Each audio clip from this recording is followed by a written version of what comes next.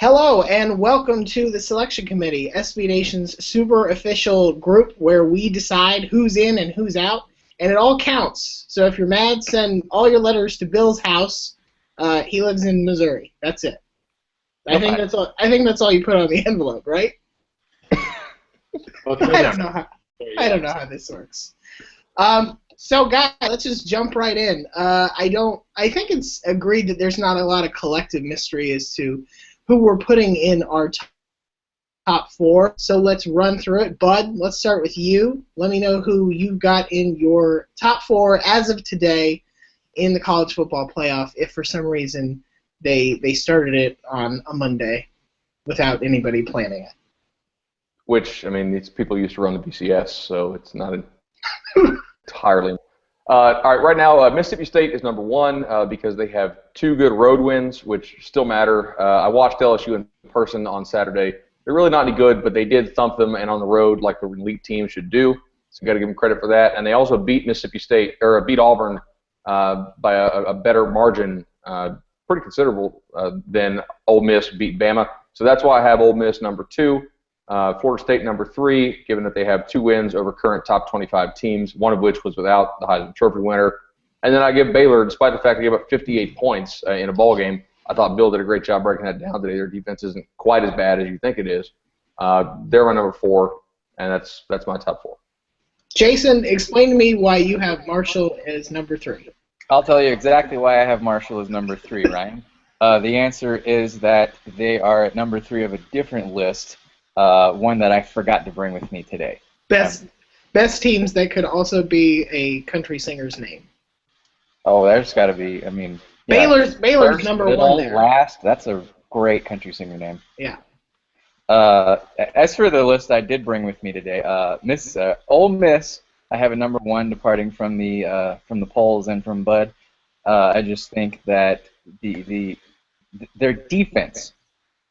It outscored Texas A&M's offense in non-garbage time. Texas A&M, the offense that has tore apart the SEC West for 2.5 seasons now. Ole Miss defense not only shut it down, it outscored it in actual meaningful competitive time. Plus, their offense is good enough and seems to be getting better by the week. Bo Wallace is actually one of the best second-half quarterbacks in the country at this point. So we're really running out of concerns with Ole Miss until that lingering threat of the weird turnover that everybody's kind of waiting for until that strikes, even though there's been less and less evidence of that being a factor so far this year. Mississippi State's number two for me. Their offense and special teams tried really hard to get Auburn to compete in that game, but their defense refused to cooperate. There were 4 turnovers, all pretty rapidly arriving at the same time, and Auburn was able to take almost no advantage of them. That's amazing. I have Baylor number three. Like Bud, I had concerns about that defense, but they somehow managed to give up 58 points while only allowing 5.4 yards per play, which is right about the college football average for any team. And they scored 61 points on a legit defense. So despite what the final score looks like, I think once you actually dig into the box score, it's actually a pretty impressive all-around victory, except for special teams and not throwing pick sixes and stuff like that. That's just not going to happen every game. And then number four, I have Florida State. The win over Clemson is holding up pretty well, especially with Georgia bouncing back and looking like an actual good team in the SEC East. The win over Oklahoma State, not that excited about because they haven't done anything impressive all year. Just a lot of close wins over pretty bad teams. Only one road win. So FSU, they're kind of just here because there's so much carnage. There aren't really great options elsewhere. But that's my four. Okay, and Bill, your last. What do you have for your top four? I assume they're all the same 4 teams, but do you have any variation in terms of where they're slotted or why one should be ahead of the other? Well, I basically split the difference between Bud and Jason there. I think I have Mississippi State 1, Ole Miss 2, and then Baylor 3 and FSU 4. FSU's been hurt. At full strength, they can probably quite easily at least get to 3, depending on what the Mississippi schools do, and that's fine. But they're not full strength yet, and the team that they've been so far has not been better than 4th. I don't think. Now, and they are getting, my numbers hate FSU this year, but I mean, part of that is because I hadn't heard that, Bill. I mean, everybody on Twitter seems really cool with you lately, so. But no, basically, they faced J.W. Walsh's Oklahoma State team and almost lost to it, but then Walsh got hurt. Obviously, Winston was gone for the Clemson game. So, I mean, I don't think they're as bad as what my numbers say, but I really have not seen enough from them yet. I keep waiting, and they keep getting more guys hurt, and so it's even harder for them to show it. But you just assume that if they keep winning, everything will be fine. I will ask, I'm going to now turn the tables and ask a question to whoever. What would Marshall have to do? Like, if other teams keep losing, and there isn't, and maybe there's only like one undefeated team at the end of the year, and Marshall is still winning every game like 58-20. At what point would people actually say, actually they might be one of the four most deserving teams at this point? Marshall would have to buy Archie Manning a boat. And not a cheap boat either, a nice boat. I think Archie already has a pretty decent boat. I would hope so. I would hope Archie has a really nice boat. Well, I think. Are you telling me Archie doesn't want a second boat? For all his kids. He has a lot of sons. You can only occupy one boat at a time. Not in Mississippi, bud. That's a loser mentality, bud. I think coming into the year, looking at Marshall's schedule and the level of experience they brought back and the fact they have a really good quarterback and all that, we sort of thought of them as this team that's going to go 12-0 or 11-1 and miss the playoff. But we kind of didn't anticipate this level of chaos and carnage. And we said that for Marshall to really get any notice at all, they're going to have to blow away everything on their schedule by 30 points. They're at 31 right now. Yeah. So they're doing what was asked of them, and if they can keep it up, we're going to have to mention every week. And if we're looking and the best options have 2 losses, Marshall is teams like Marshall is part of the reason we wanted to play off to begin with. But doesn't it also feel blue and orange and played their games in Idaho, we would be taking them more seriously right now. Doesn't it also feel like Marshall is the kind of team the playoff committee wants to avoid in its first year? Because, there are plenty of us out there who are happy that we've got a 14 playoff, but there are still holdovers who think this is nonsense and think that it's going to give teams that don't deserve to be there a chance to compete for the national title. And this is when you go back and you look at the roster of people on the other selection committee, the one that doesn't hold its meetings live on YouTube, and you realize there are very, very few mid-major representatives on there. I believe someone representing but someone whose background is at Air Force, and that's about it. Everybody else is tied to a power conference team. So if you want to talk about experience and the things they've seen in their careers coming into play, that's pretty concerning for a team like Marshall. I don't. If Florida State's number one, if Ole Miss is number one at the end of the season and they play Marshall, they'd be favored by 2 touchdowns and they would probably win by that many. So if Marshall doesn't make it in, it's not necessarily the end of the world, but they're in the conversation, and it's concerning to think about whether they have an actual chance or not. Right, I'm not saying this is right necessarily, but we really didn't start giving Boise that kind of credit until after they had slayed some giants, and they started doing it a couple years in a row. It wasn't like the first time Boise State had a big-time year and they were maybe going to go 11-1 or 12-0. We were like, hey, let's put them into the BCS. They really deserve that respect. It took a long time for people to start mentioning Boise State as a legit team. And if you look at Marshall's schedule, they might go 12-0. They probably will. But where would their best win compare to, let's say, the best wins of some of these other teams when all is said and done? They might have the 0 in the loss column, but their wins just don't look like they stack up to me. Yeah, not at all.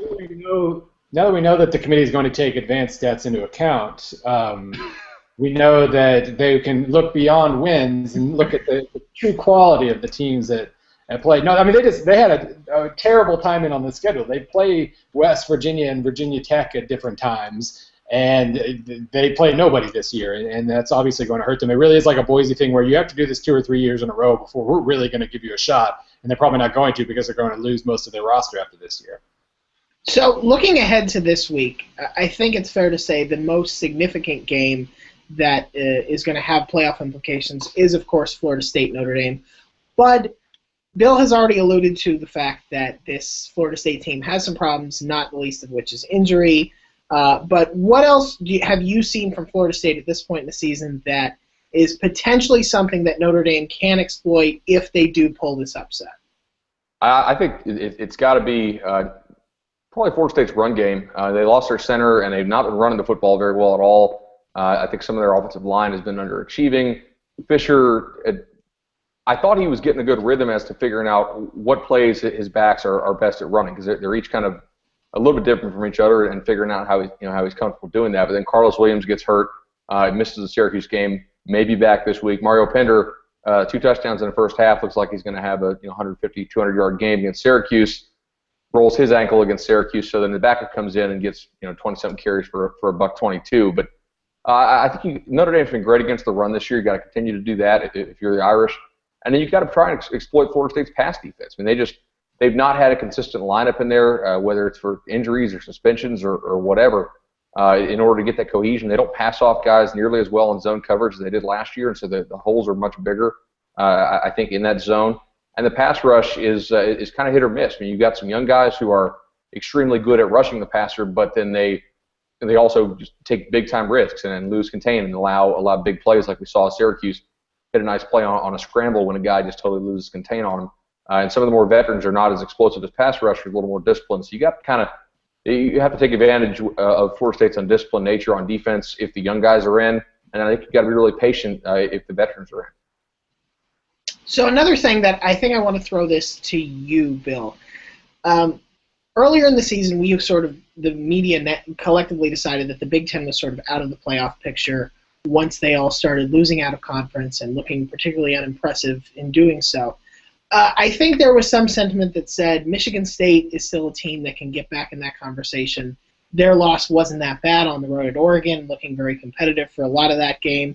But they have certainly taken at least visual steps back. They have not closed out games very well. They very easily could have lost to Nebraska, which, granted, that would have been a loss to an undefeated team. My question is this. What's more likely in your mind, that 2 SEC teams make the playoffs or that 1 Big Ten team makes it? If that 1 Big Ten, I still think if Michigan State makes it to 12-1, they have a very good shot. No matter what we know now about, or what we think now about, how good the Big Ten is or how awesome the SEC West is and all that, when teams lose, it has an effect on us. And, I'm already, this morning above the FSU hate, there were some reactions to the fact that, Auburn and Alabama and Oklahoma are still ranked really high, even though they lost.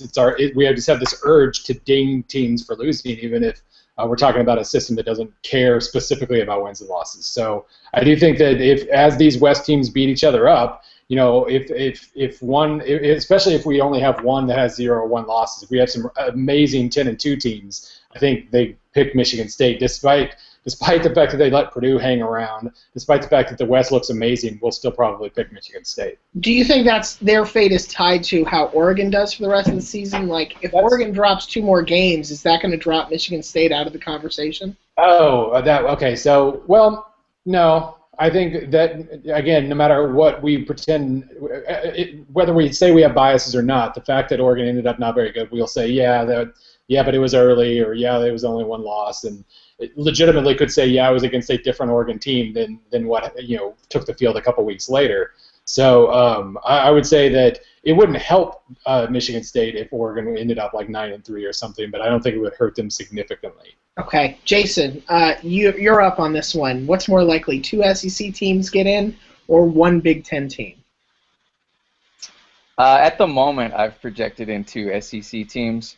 Just because Michigan State looks like the best bet out of the Big Ten, and I'm, as a slight Spartans fan, I'm really concerned about Ohio State's quarterback. J.T. Barrett is having a monstrous freshman year. If you look at the passer ratings, he's up there no matter how you want to split it. He had a rough game against Virginia Tech, but he's having a really, really good season. And I'm starting to think MSU drops that one to Ohio State, which do we then let an Ohio State team that lost to Virginia Tech? That's an even harder question because Virginia Tech quite inferior to Oregon. I think we all agree. Let's settle that on the field. Come on. Let's not. Right? No. I don't think anyone wants that settled on the field or in any sort of plane of existence, field or otherwise. But at the moment, I mean, if they're taking strength of schedule seriously and all this stuff, which they say they are. And based on what we've learned, we have no idea of knowing how seriously they're taking the things that they maybe shouldn't be taking. There's just a lot of questions about the stats they're using and how they're using them. But if they're taking that stuff seriously, then if multiple SEC West teams get to 10-2, I don't know the argument, for not including 2 of them. But I am not going to force you to address a world in which 2 SEC teams make the college football playoff, because I don't need to aggravate Tomahawk Nation readers any more than I already have. But skipping ahead, if you had to pick, I think we are at the point of the season where this prognostication is not so much, hey, this is who we're picking now, but there's still so much to be played. We're pretty much at the halfway mark. If you had to say these are the 4 teams I think are going to be there at the actual end of the season when they pick the playoff slots, and I'm not going to ask you to slot them, who are you going with? I think I'm going to go with Ole Miss because they have already beaten Alabama. They do have to go to Auburn, I believe, this year, which is tough, and they still get Mississippi State. Michigan State is going to be favored by double digits in all of their remaining games except for the Ohio State game, and part of this is just being in a position to go and not having 2 or 3 losses, which I still don't think 2-loss teams are going to get in at this point unless something really crazy happens. I think Florida State will get in, and then for the 4th, it's either a second SEC team, which I guess would be Mississippi State at this point, or maybe Oregon, but I'm probably going to go Mississippi State. Well, I guess we got to address the Big 12 too. If Baylor is able to beat Oklahoma, I guess you got to throw Baylor in there. So those would be my 4. I think Michigan State has kind of a sneaky good chance, especially if Ohio State keeps winning these ball games and they're able to beat them, because the committee has told us that they care about conference titles. Okay, Jason, who are you going with as your predicted end of the year for? Can you hear me? Can you hear me now? Yes, sorry, I can hear you. Sorry, it broke up for me. We have a very high-end operation here. Number 1, I've got FSU, just because I think the best chance to go undefeated, and I think in the minds of all humans, having a 0 in your loss column is more important than anything else. If FSU goes unbeaten, they're number 1. Really, the challenges there are getting past Notre Dame and then winning at Louisville, and then ACC title game. I don't mind. Number 2, I have Ole Miss. I think they're the best team in the country. Number 3, at the moment, I have Baylor, just because that win against CCU changed things a little bit. They still have a tough schedule and have to go to Oklahoma. And then number 4, I have Mississippi State, but Michigan State, Georgia, Oklahoma, other teams you could talk about for that 4th spot there. Okay, and Bill, let's hear your 4 that if you had to stake them as getting all the way to the end and being in this first playoff, who is it going to be? Well, it is funny. We were talking about these Mississippi schools and Baylor and all this, but the bottom line is that our preseason FSU, Alabama, Oklahoma, Michigan State / Oregon or whoever, it's still on the table. As almost depressing as that sounds after getting all these fun schools, these new schools to talk about, we're kind of still potentially on track for that one. I assume at this point Alabama probably loses again. But no, I mean, I think Oklahoma still has the best shot of winning the Big 12. I do think that FSU has the best shot of finishing undefeated. Ole Miss, actually, I looked it up. Ole Miss gets Auburn at home. Their only road games at this point are LSU and Arkansas. So I think they're looking very, very good. And then, yeah, I mean, at that point, you're looking at maybe a 12-1 Michigan State, maybe a 10-2 Mississippi State, or 11-1 Mississippi State. I'm guessing that maybe there's another 1-loss SEC West team in that bunch, and so maybe you're talking Mississippi State at that point. Okay. Now, because I'm filling in for Dan Rubenstein, obviously I can't let you go without asking you each a food question. So this week we're going to say, what is your top-ranked breakfast sandwich bread base? So we're talking croissants, we're talking bagels, biscuits. Bud, you're first up. What's number 1 with a bullet on your breakfast sandwich foundation? I'm going to have to say sourdough. If it's toasted well, it's got a good crunch. It holds the flavor. That's a clear number 1 seed, undefeated. I think it's won like 22 straight breakfasts. The versatility of sourdough, so underrated, really. It's still ranked 22 in the computers. It's been injured. It hasn't looked very good in September. Jason, breakfast sandwich bread base, what's number 1 for you? I'm from Georgia, so SEC bias here. I'm going biscuits. Just because I've eaten a lot of Waffle House and Chick-fil-A in my life, so I think I've been engineered to think of the biscuit as the peak of bread. That's why you're going to live to be 105 years old. They're very good for you. Bill, what are you giving us for number one on your breakfast sandwich bread ranking? I want to pick biscuits, but they fall apart. That is a point deduction. And since sourdough's already been taken, I'll go small and just say the Old English muffin. That's a great pick. Those don't fall apart. You can still fit plenty of egg and meat in there, so you can't really go wrong with an English muffin. If we had to compare biscuits and English muffins to a certain college football team, what do we think we would pick? Like, are English muffins, is that Marshall? Like, they don't fall apart, but they don't really play anybody, and they're kind of small. And then what are biscuits? They have been a powerhouse, a McDonald's-based powerhouse for many years now. So they have a tough strength of schedule, I say. I would say the biscuit is Baylor because it's capable of so much deliciousness, but as Bill's pointing out, at a moment's notice, it could just fall apart on you, and you're just left holding an eggy, greasy mess. And also because if you had to pick one coach to point you, to say, hey, coach, where's a good biscuit place around here? You'd go Art Briles. I might go Brett Bielema too, but he wouldn't know a good one. I think if we want to specialize, I think if we're talking dinners in general, sure, Perch Man. And Baylor not very good on the road. Biscuits not always the best for eating on the road, so. Not if you don't know where the rest stops are, certainly. Right. Good. I'm glad we can end it on a poop joke. So, this has been the selection committee. Thanks to everybody for tuning in. Remember, this all counts, all angry letters, Bill's House, care of the state of Missouri. Yeah.